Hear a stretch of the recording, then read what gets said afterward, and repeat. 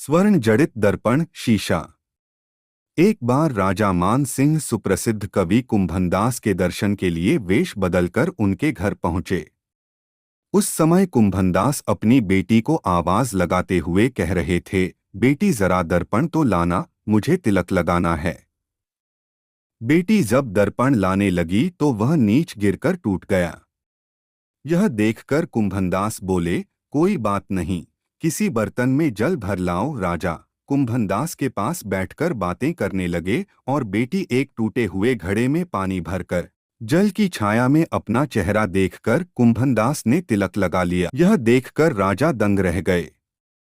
वह कुंभनदास से अत्यंत प्रभावित हुए। राजा वहां से चले गए। अगले दिन वह एक स्वर्ण जड़ित दर्पण लेकर कवि के पास पहुंचे और बोले, कविराज, आपकी सेवा में यह तुच्छ भेंट अर्पित है, कृपया इसे स्वीकार कीजिए। कुंभनदास विनम्रतापूर्वक बोले, महाराज आप अच्छा तो कल वेश बदलकर आप ही हमसे मिलने आए थे।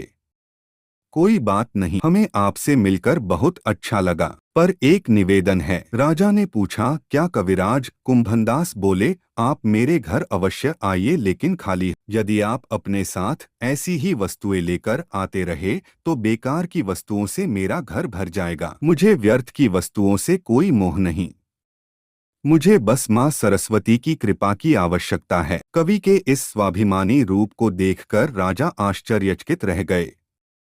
वह समझ गए कि कवि कुंभनदास की निर्धनता उनकी विवशता नहीं है, बल्कि इसी तरह का जीवन उन्हें संतुष्टि देता है। उस दिन से कुंभनदास राजा के प्रिय हो गए।